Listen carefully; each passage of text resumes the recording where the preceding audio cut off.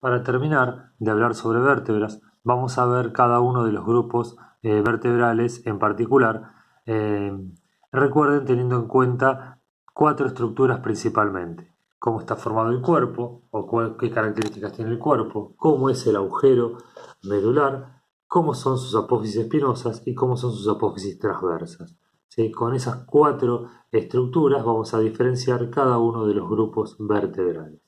En este caso empezamos con las vértebras cervicales.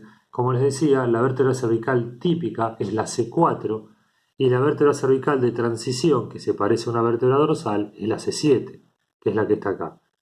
¿Cómo es una vértebra cervical típica? Bueno, esperen que voy a acomodar el celular para poder marcar. La vértebra celular típica, cervical típica, no, me voy a acercar porque se ve mejor.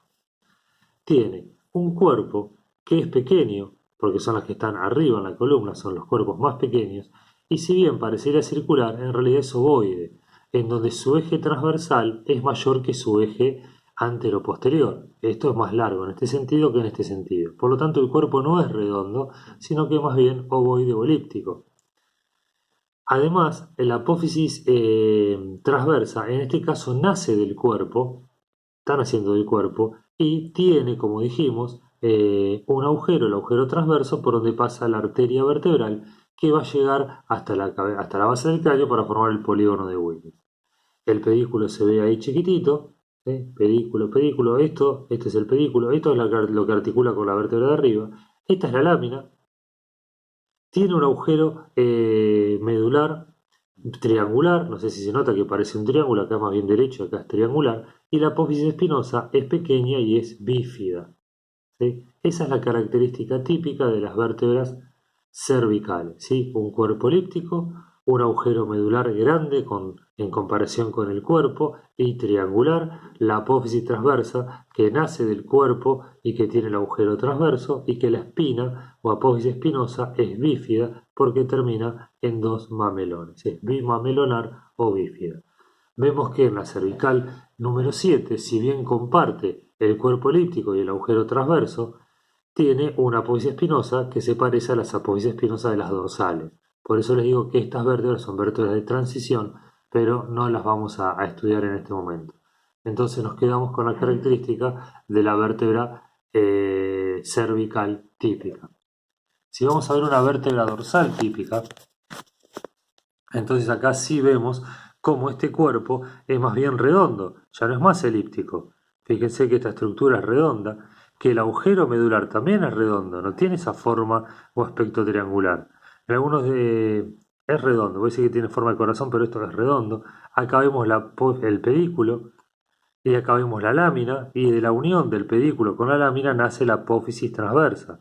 La apófisis transversa. Y la apófisis espinosa, fíjense que es larga, vista de perfil se aprecia bien, es larga y se dirige hacia abajo y hacia atrás y termina en punta.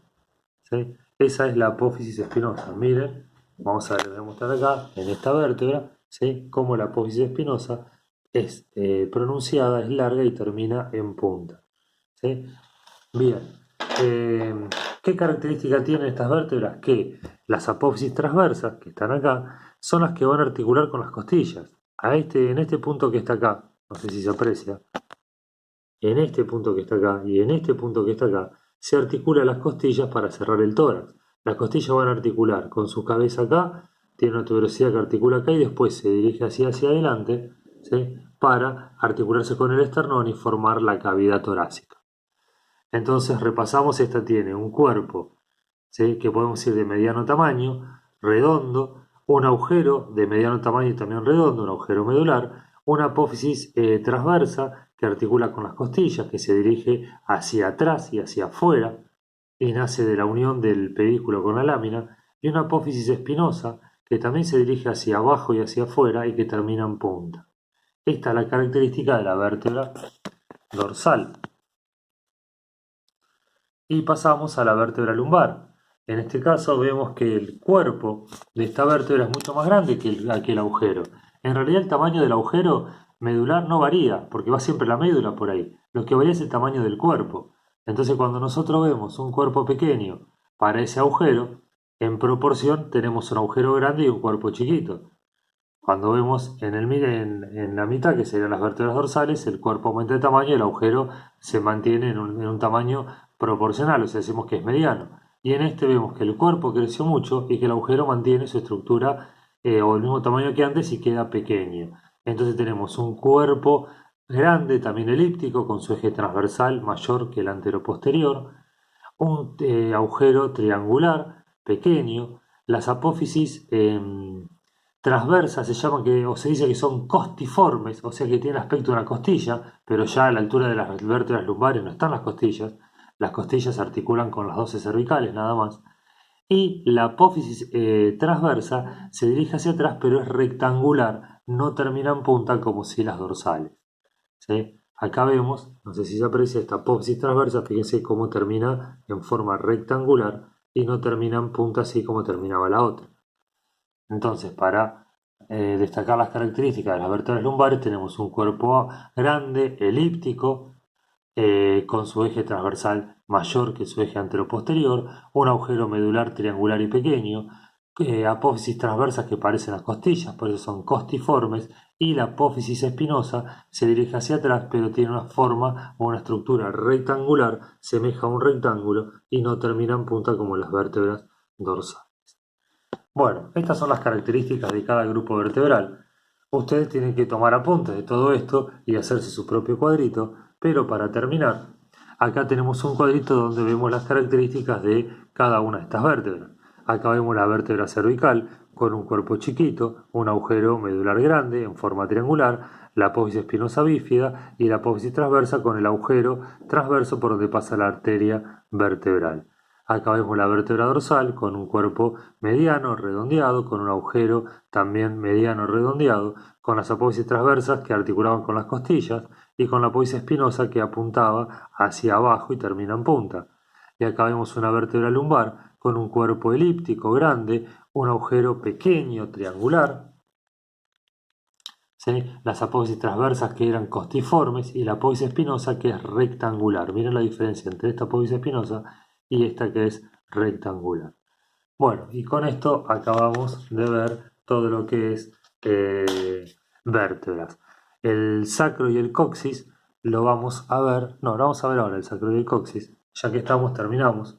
Vamos a ver el sacro. El sacro es un hueso que está formado por la fusión de 5 vértebras sacras. Acá tenemos 1, 2, 3, 4, 5, no sé si se aprecian, son los cuerpos, 5 vértebras sacras. Eh, la parte superior del sacro, que se llama promontorio, esto que está acá, se articula con la quinta vértebra lumbar. Y estas que están acá son las aletas del sacro, o aletas sacras, que se van a articular con los huesos que van a formar la pelvis. Eso sí lo vamos a ver después. Este sacro, como ven acá son los cuerpos vertebrales, tiene estos agujeros, que son los agujeros sacros. Estos agujeros sacros, que se forman entre la unión de las distintas vértebras, son por donde pasan los nervios que salen de la médula espinal. Por lo tanto, harían de las veces de los agujeros transversos, perdón, de los agujeros de conjunción que veíamos en la columna vertebral o en el resto de las vértebras. Si vemos una vista posterior, acá tenemos el sacro en la vista anterior, en la vista posterior tiene esto que es el canal sacro, por donde va a pasar también la médula. Porque recuerden que por detrás de los cuerpos de las vértebras estaba el agujero para que pase la médula. Bueno, por acá, en la cara posterior del sacro, también está el canal sacro por donde pasa la médula, que a esta altura se llama cola de caballo, y ya lo vamos a ver cuando nos toque el sistema nervioso.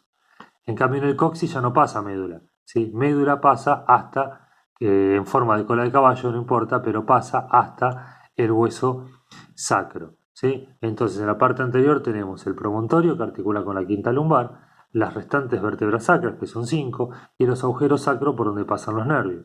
En la vista posterior tenemos el canal sacro por donde pasa la médula espinal. Y acá tenemos en el medio la cresta sacra, ¿sí? Este hueso, si se ve de perfil, tiene una curvatura como ya lo vimos en la columna, ¿sí? Acá parece triangular, pero si uno lo pone de perfil, el hueso sería curvo, sería así. ¿Está bien? Eso lo vimos cuando lo tiene la foto de la columna. Y para terminar, el coxis es un pequeño hueso formado por la fusión de 3 a 5 vértebras coxígeas. En este dibujo acá tenemos 4 vértebras coxígeas, C1, C2, C3 y C4. Esto puede variar en cada persona indistintamente. se encuentra, tiene forma triangular, de vértice inferior, y se articula hacia arriba con el sacro y termina de cerrar la pelvis por detrás. Esto es para hablar del sacro y el coxis. Igual cuando hablemos de pelvis, que estos huesos también, además de formar parte de la columna, forman parte de la pelvis, los vamos a volver a repasar.